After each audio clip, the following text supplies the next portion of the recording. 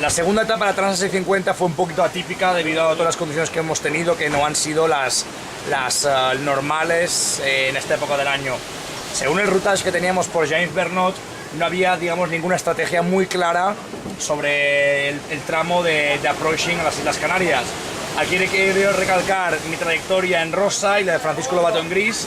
Y veis, con vientos del sur pues había que dar bordos, gente que se fue más por el este y nosotros que tentamos más al oeste. El objetivo era dejar las Islas Canarias totalmente al este, pero con la ola que había no podíamos apretar el ángulo de ceñida y hubo que al final que pasar entre Gomera y Tenerife. Saliendo con lluvia y mucha ola y ciñendo, pues ya nos crea un desgaste de inicio bastante importante a bordo. Todo está mojado, el barco está golpeando, la adaptación, digamos, de tierra a mar se convierte en bastante más complicada, mucho menos progresiva. El objetivo después de las Islas Canarias era intentar cortar una dorsal anticiclónica que teníamos en su punto más estrecho.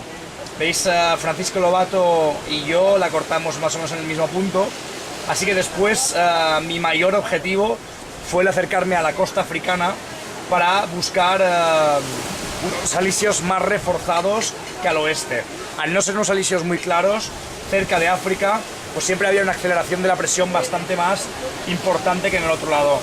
Pero el problema era que en Cap Blanc siempre hay una bajada de viento, por lo tanto tenía que intentar escapar lo antes posible de esta zona. Después al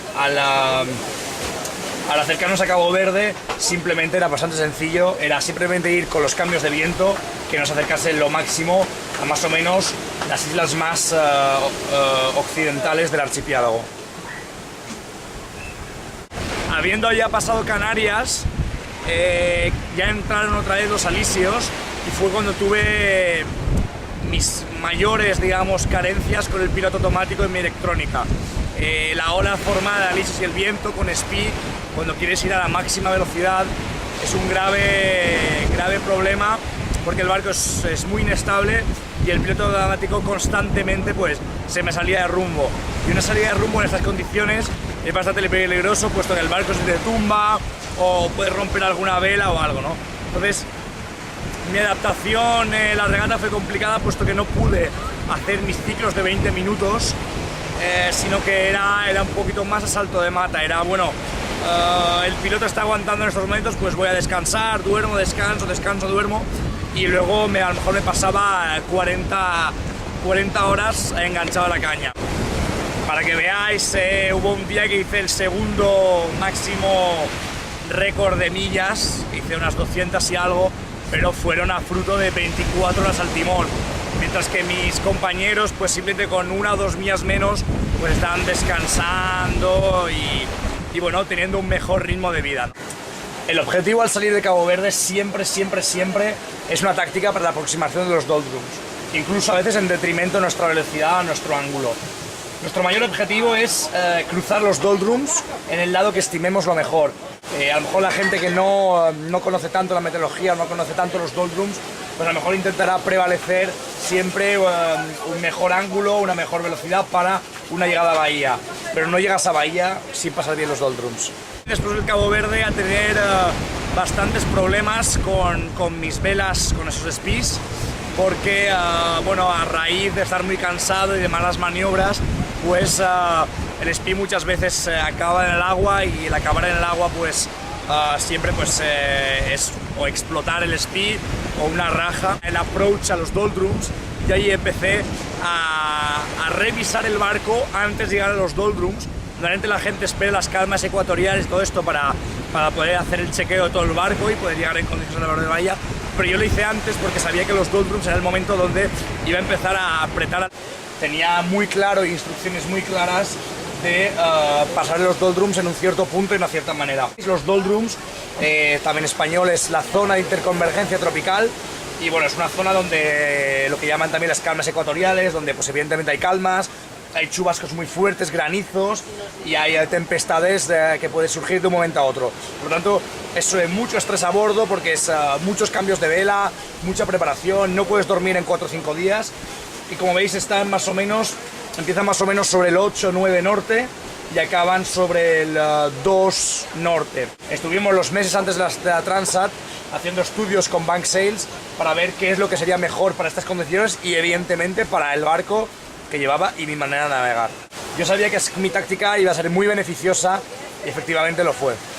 La serie de los Doldrums, nuestro próximo objetivo es Fernando de Noronha, que es un paso obligatorio. Al salir segundo de los Doldrums, pues no quise, digamos, perder todo mi beneficio en un par de horas y preferí hacer un borde de marcaje para volver a cuadrar la flota. Sabía que no sería muy beneficioso, pero prefería quedarme en una quinta, sexta posición a pasar a una 25ª o 35ª. Más o menos mi trayectoria es igual a la de Francisco Lobato, con la única diferencia que mi barco era el Emotion. Es un barco mucho menos potente para este tipo de viento que teníamos por esta zona y poquito a poco pues mis rivales me van sacando.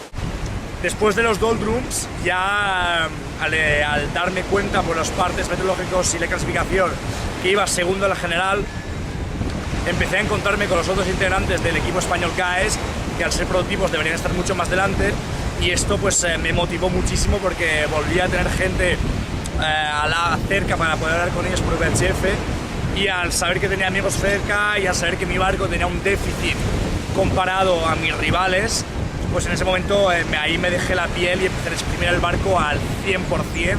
Rompí, digamos, unos arrejas de un timón. Ya sabéis que en el Ecuador ya me quedé sin agua. Hice unas 1000 y pico millas con 9 litros de agua para cocinar y para beber. Por lo tanto, lo primero que hice fue racionar mi comida y luego tuve que también empezar a racionar el agua hasta llegar a Salvador de Bahía. Esto me provocó no estar tan lúcido como a lo mejor la de más gente. Y luego simplemente desde Fernando de Noronha a Bahía queda el approaching a Salvador de Bahía. Ya nos pensamos que estamos cerca, ya va cambiando la moral, sobre todo que empezamos poco a poco a abrir de cada vez las velas porque el viento se va volviendo otra vez de cada vez más favorable. Pero yo aquí tácticamente tampoco puedo jugar mucho, puesto que me obligué, digamos, por mi carencia de agua, a acercarme a la costa brasileña, por si tiene algún grave problema, pues no perecer en el mar. Sabiendo que tenía que acercarme a la costa brasileña, también personalmente creí mucho en esta opción. Pensé realmente que aparte de ser una obligación podría resultar beneficioso, pero realmente al final no fue así. Entre la carencia de velocidad y de potencia del cero y los vientos que tenía no eran tan óptimos como los demás, pues poquito a poco la diferencia se iba notando, ¿no? Después de Noronha, pues el material desgastado me empezó a crear muchísimas más roturas de las que hubiese esperado. El approaching a Salvador de Bahía, pues ya, bueno, tuvo que trabajar muchísimo porque volvió mucho viento, volvieron calmas. Y la llegada a Salvador de Bahía, pues para mí fue toda una victoria, puesto que realmente tenía muchas ganas de llegar. Todas las roturas que sufrí a bordo, pues evidentemente hacía la navegación más difícil y evidentemente ya con otra vez muchas ganas de volver a salir y de volver a hacer aventuras oceánicas para que os sigáis conectando a la emoción.